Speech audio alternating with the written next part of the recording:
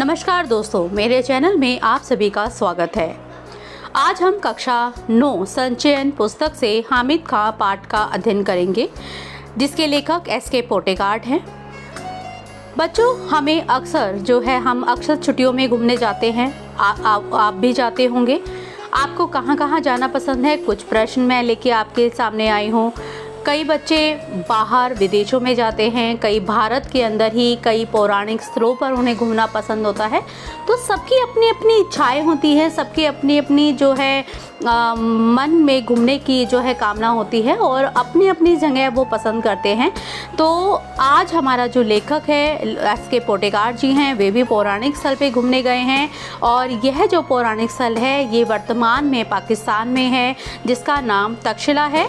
और इसी कहानी का आज हम अध्ययन करेंगे।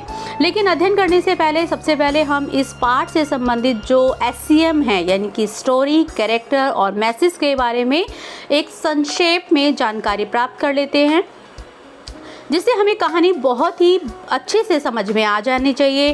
पहला कि कहानी का जो अगर हम जाने तो ये तक्षशिला की जो एक पौराणिक स्थल है, वर्तमान में पाकिस्तान में स्थित है। प्राचीन शहर की यात्रा का वर्णन है और लेखक यहाँ घूमने गए हैं। लेखक की यहाँ पे मुलाकात हामिद खां नाम के एक व्यक्ति से होती है। परस्पर उनके मध्य में जो चर्चाएं चलती हैं, उससे भारत और पाकिस्तान के में जो मानवीय व्यवहार और मानवीय जो सद्भाव का जो वर्णन है वो किया जाता है। और अंत में हामिद खां के होटल में जब लेखक खाना खाते हैं तो हामिद खां उनसे पैसे लेने से इनकार कर देते हैं, और क्योंकि वे उन्हें एक अतिथि के रूप में मानते हैं, एक मेहमान का दर्जा देते हैं। और यहाँ पर परस्पर सद्भाव और प्रेम का जो भाव है वो प्रदर्शित होता है। कहानी में जो पात्रों का वर्णन करें तो इसमें जो मुख्य पात्र हैं वो लेखक हैं और दूसरा जो पात्र है वो है हामिद खां। और इस कहानी से संदेश क्या मिलता है? जैसा कि आप सबको पता है कि कोई भी कहानी बिना संदेश के नहीं होती, तो इस कहानी में भी हमें संदेश मिलता है, वो है धार्मिक सद्भाव की भावना का। तो मानव के परस्पर भाईचारे और जो धार्मिक सद्भाव की भावना का यहाँ पे संदेश हमें मिलता है कि मानव का मानव होने के नाते बिना किसी धर्म को जो है आहत किए हुए सभी धर्मों को समान सद्भाव देते हुए जो है व्यवहार करना चाहिए। तो आइए सबसे पहले हम जानते हैं लेखक एस.के. पोटेकार्ट जी के बारे में। लेखक का जो जन्म है ये 1913 में हुआ था और इनकी मृत्यु 1982 में हुई है। ये मलयालम के प्रसिद्ध कथाकार एस.के. पोटेकार्ट जी का जो पूरा नाम है वो है शंकरन कुट्टी पोटेकार्ट, और उनका जन्म केरल के कोषिकोड यानी कि कालीकट में हुआ था। इंटरमीडिएट की पढ़ाई पूरी करके वे साहित्य सृजन में लग गए और इन्हें जो है साहित्य अकादमी पुरस्कार से भी सम्मानित किया गया है। पोटेकार्ट की कहानियों में किसान और मजदूरों की आह और वेदना यानी कि दुख का एक सजीव चित्रण मिलता है। जाति, धर्म और संप्रदाय से परे मानवीय सौहार्द को उभारने में पोटेकार्ट को पूरी सफलता मिलती है और उनकी कहानियों में विश्व बंधुत्व और भाईचारे का संदेश मिलता है। और ये मैं आपको पहले ही संकेत दे चुकी हूँ कि इस कहानी में भी विश्व बंधुत्व और भाईचारे की जो भावना है, जो सद्भाव है, उसको व्यक्त किया गया है। कथाकार पोटेकार्ट को साहित्य अकादमी और ज्ञानपीठ पुरस्कार से सम्मानित किया गया। उनकी कहानियों का विश्व की अनेक भाषाओं में अनुवाद हुआ है। उनकी कुछ प्रमुख जो कृतियां हैं वो हैं प्रेम शिशु, विष कन्या और मुडुपड़। सबसे पहले बच्चों हमें ये जानना बहुत ज़रूरी है कि इस कहानी में जिस तक्षशिला का हम अध्ययन करेंगे या जहाँ लेखक घूमने गए हैं, जो स्थान पाकिस्तान में है, उसका प्राचीन इतिहास क्या है। क्योंकि मुझे ऐसा लगता है कि जब भी हम किसी विषय का अध्ययन करते हैं तो उस विषय में अंदर छुपे जो गहरे गूढ़ विषय हैं, शब्दों को टटोलना, शब्दों का अध्ययन करना बहुत ज़रूरी है। तो मैंने अपने इस आज के चैप्टर में मैं तक्षशिला, जहाँ पौराणिक, जिसे पौराणिक स्थल माना गया है, जहाँ पे लेखक घूमने गए हैं, उसके बारे में थोड़ा सा इतिहास मैंने खंगाला है और वो लेकर मैं आपके सामने प्रस्तुत हुई हूँ। बच्चों, तक्षशिला वास्तव में प्राचीन भारत में गांधार देश की राजधानी और शिक्षा का एक प्रमुख केंद्र था। यहाँ का जो विश्वविद्यालय विश्व के प्राचीनतम विश्वविद्यालयों में से एक है और यह हिंदू और बौद्ध दोनों के लिए ही महत्व का केंद्र है। अगर आप ये साथ में मैप देख रहे हैं तो आप देखेंगे कि जम्मू और कश्मीर का जो ये इलाका है, इसमें साथ में जो है यहाँ पर एक एरो का निशान बना है, वहाँ पे तक्षशिला लिखा है, जो अब वर्तमान में जो है पाकिस्तान का हिस्सा है। और ये पाकिस्तान जब बंटवारा हुआ तो पाकिस्तान में चला गया, जो पहले भारत का ही अंग था।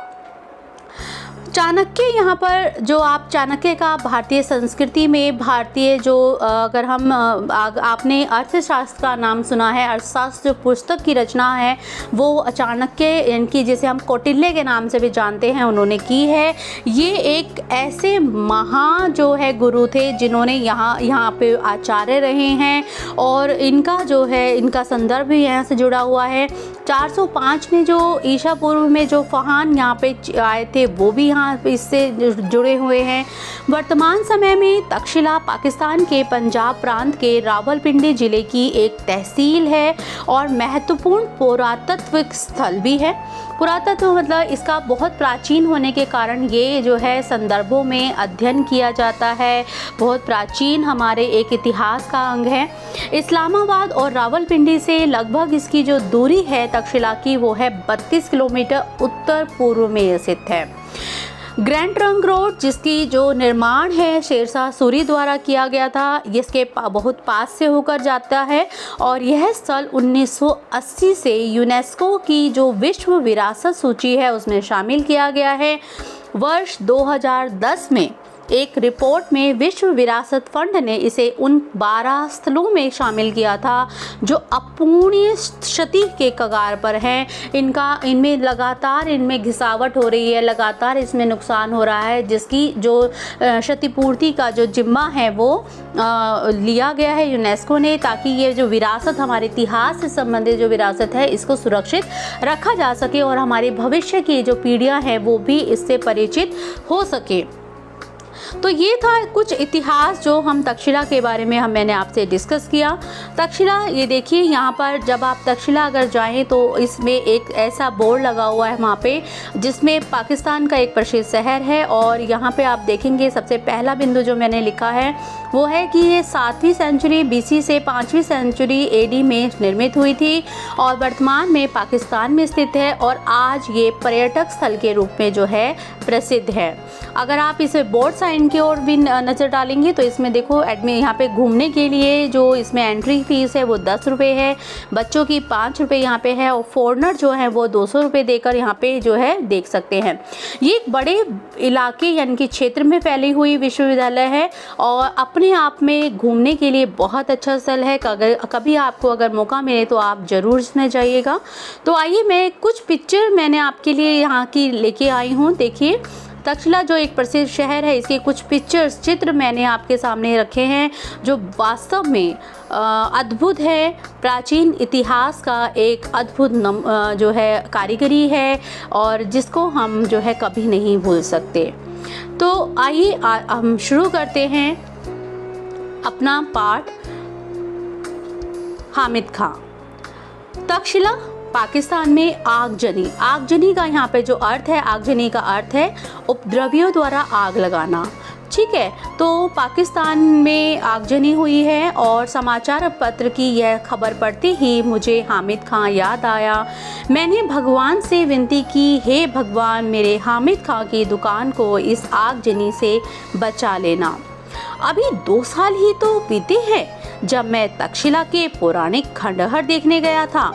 एक ओर कड़कती धूप, दूसरी ओर भूख और प्यास से मारे बुरा हाल हो रहा था। रेलवे स्टेशन से करीब पौन मील की दूरी पर बसे एक गांव की ओर से निकल पड़ा।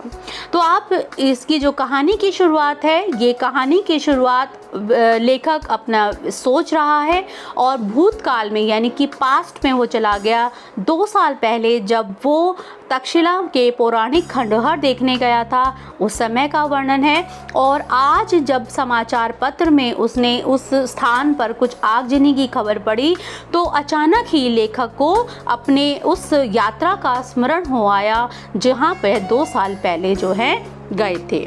तो वर्तमान से भूतकाल में ले जाती हुई ये कहानी है। लेखक कहानी को उस 2 साल पहले की घटना को याद करते हुए आगे कहते हैं कि उस समय बहुत कड़कती धूप थी, भूख प्यास के कारण उनका बुरा हाल हो रहा था।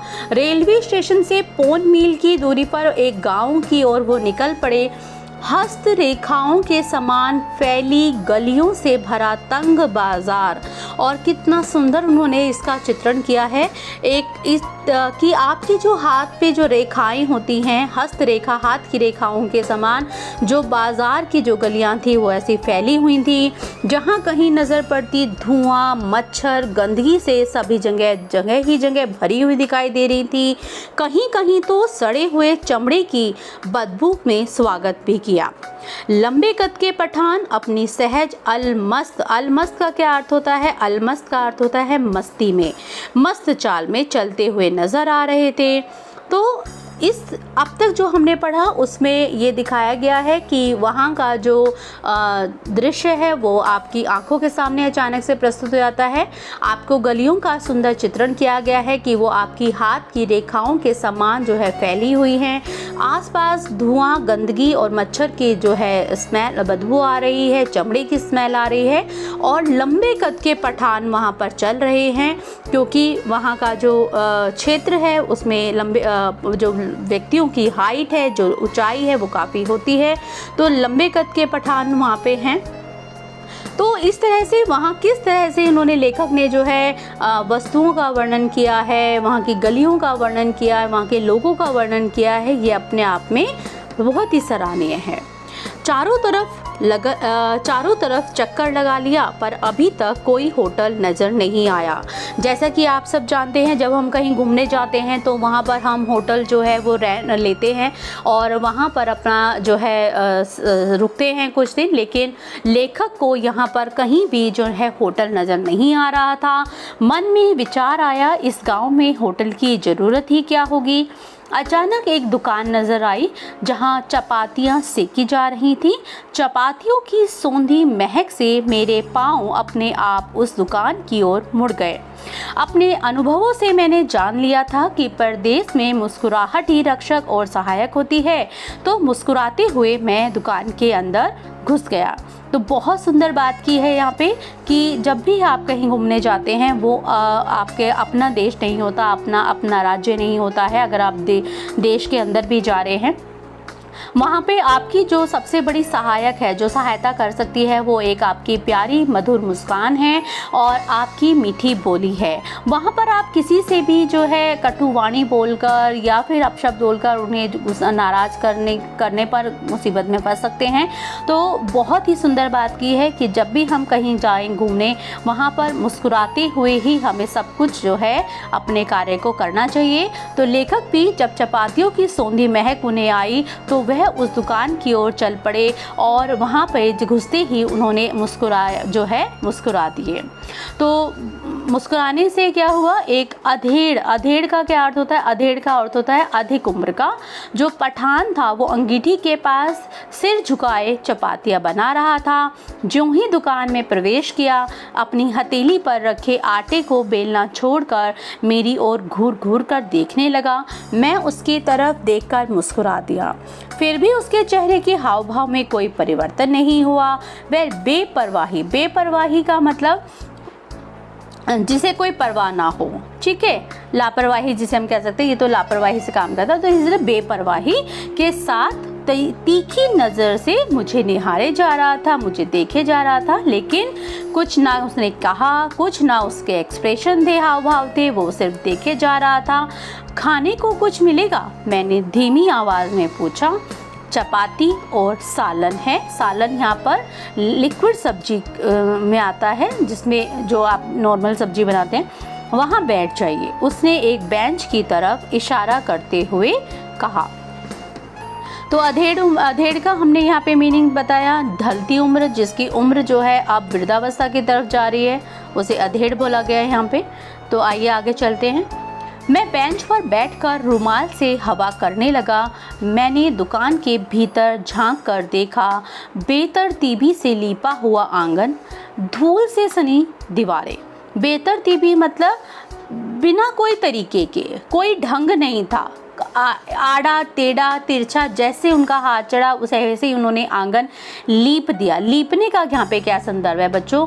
जैसे आपके घर में नॉर्मल पोछा लगता है, वैसे ही गोबर और मिट्टी को मिक्स करके आंगन को, पहले कच्चा जो आंगन होता था उसे लीपा जाता था, और उस तरह से जो है वहाँ पर वो आंगन जो है लीपा हुआ था।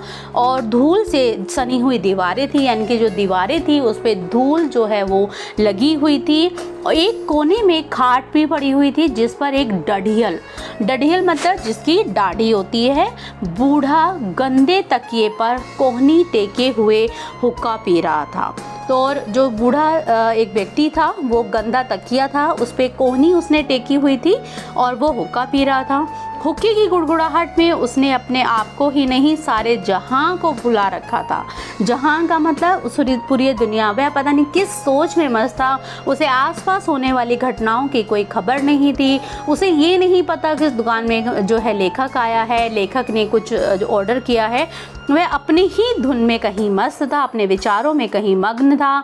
भाईजान, आप कहाँ के रहने वाले हैं? ये हामिद खान ने पूछा। चपाती को अंगारों पर रखते हुए उस अधेड़ उम्र के पठान ने पूछा। मालाबार के, मैंने जवाब दिया। उसने यह नाम नहीं सुना था। आटे को हाथ में लेकर गोला बनाते हुए पूछा, यह हिंदुस्तान में ही है ना? क्या आपने मालाबार का नाम सुना है? मालाबार कहाँ है? मुझे ज़रूर आप ढूंढिए, क्योंकि इसमें ऐसी छोटी छोटी बातें हैं, ऐसे ऐसे शब्द हैं जिन पे अगर आप ढूंढना शुरू करोगे बच्चों, तो आपका जो इतिहास का, ना केवल इतिहास की जानकारी बढ़ेगी, बल्कि आपकी ज्योग्राफी की जानकारी भी बढ़ेगी। तो मालाबार अगर आपको नहीं पता तो मैं आपको दिखाती हूँ मालाबार कहाँ पे है। ये देखिए, ये भारत का जो है मैप है, जिसमें आप ये देखेंगे केरल की तरफ जो कोस्ट है वहाँ पे मालाबार लिखा हुआ है। उसके ऊपर जो गोवा और मुंबई यानी कि महाराष्ट्र का जो एरिया आता है वो कोंकण कोस्ट लिखा हुआ है, और गोवा से जो नीचे का इलाका है वहाँ पे मालाबार कोस्ट लिखा है। वहीं इस तरफ जो है कौन सा सागर है आपको पता होना चाहिए। इस तरफ जो है ये वेस्ट साइड है भारत की, और यहाँ पर अरेबियन सी है, जबकि बे ऑफ बंगाल जो ईस्ट पड़ता है, जहाँ पे आपका उड़ीसा, आंध्र प्रदेश, तमिलनाडु का जो क्षेत्र पड़ता है, ये आप देखेंगे यहाँ पर लिखा है कारोमंडल कोस्ट, यानी कि कारोमंडल कोस्ट। ये आपकी इतनी बड़ी लाइन है। तो आप ये देखोगे बच्चों कि इससे हमें बहुत कुछ जानकारी में जानने को मिलती है। अगर हम एक एक बिंदु को अगर हम बारीकी से अध्ययन करें तो हमें कितनी जानकारी जो है इतिहास की और भूगोल की जो है जानकारी हमें मिल जाती है। तो आपको मालाबार समझ में आ गया होगा। तो ये बात हामिद खान ने भी कही कि मालाबार शायद हिंदुस्तान में है। तो लेखक ने क्या कहा? हाँ, भारत के दक्षिण छोर मद्रास के आगे ये पड़ता है। क्या आप हिंदू हैं?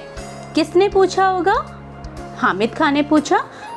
तो लेखक ने जवाब दिया, हाँ, एक हिंदू घर में जन्म लिया है। उसने एक फीकी मुस्कुराहट के साथ फिर पूछा, आप मुसलमानी होटल में खाना खाएंगे? यानी कि जिस होटल में आप यहाँ अभी विराजमान हैं, ये तो एक मुसलमानी होटल है, और आप एक हिंदू हैं। क्या आप मेरे होटल में खाना पसंद करेंगे?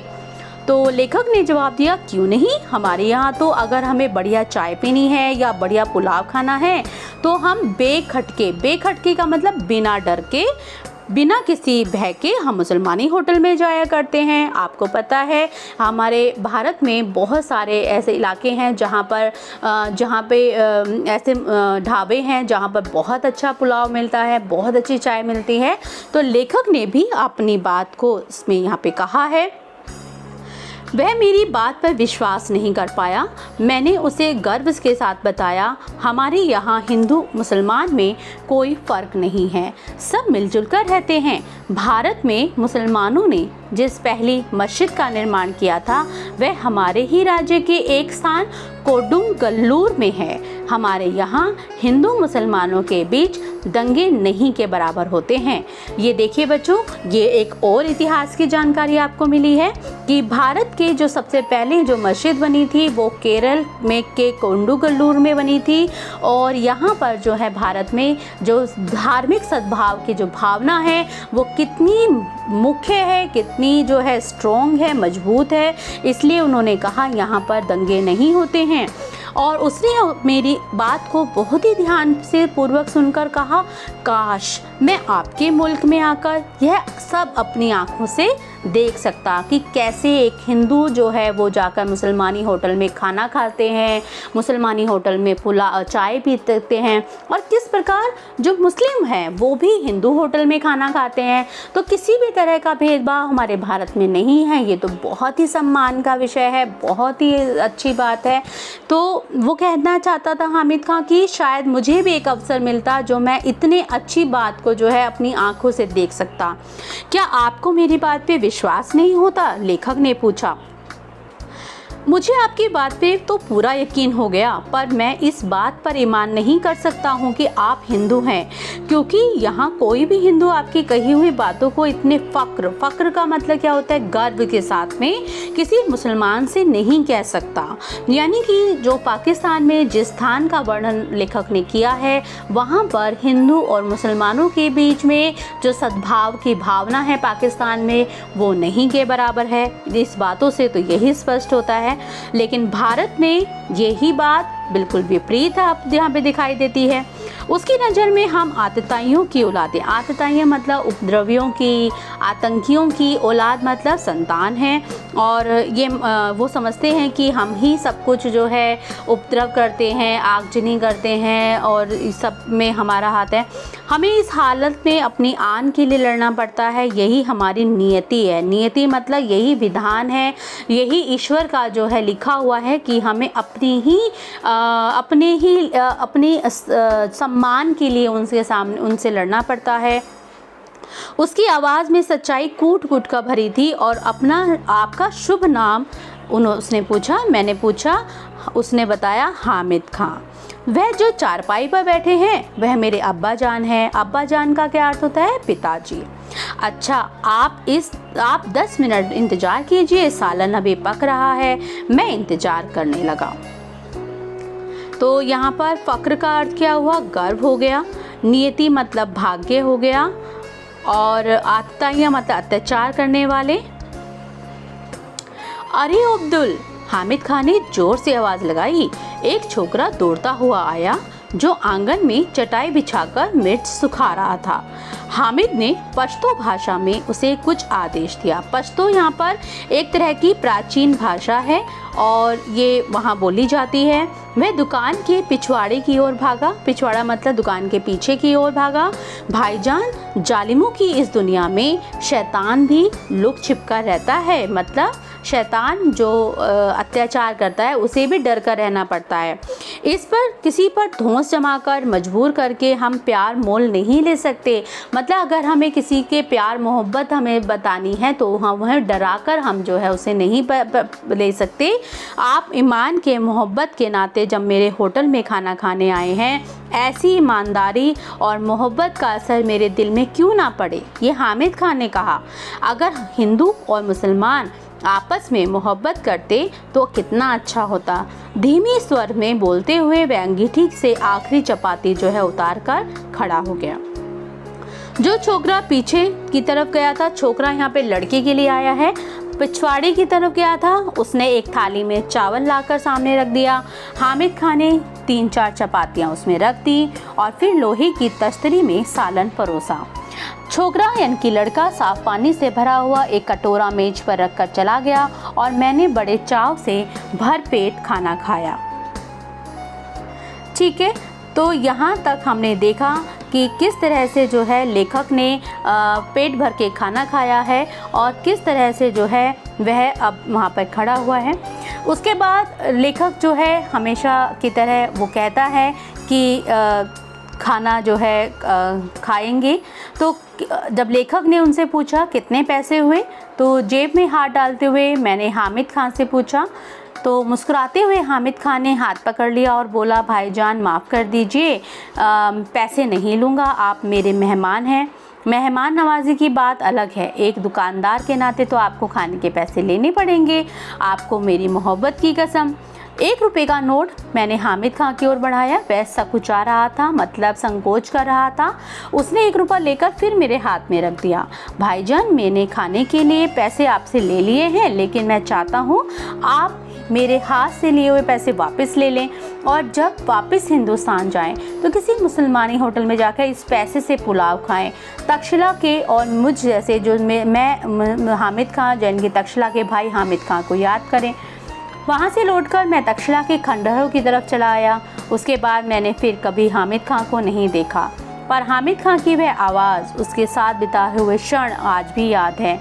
उसकी वह मुस्कान और में जो है मेरे मन में बसी है। तक्षशिला के जो सांप्रदायिक दंगों की जो चिंगारियों की आग थे से हामिद खान और उसकी दुकान,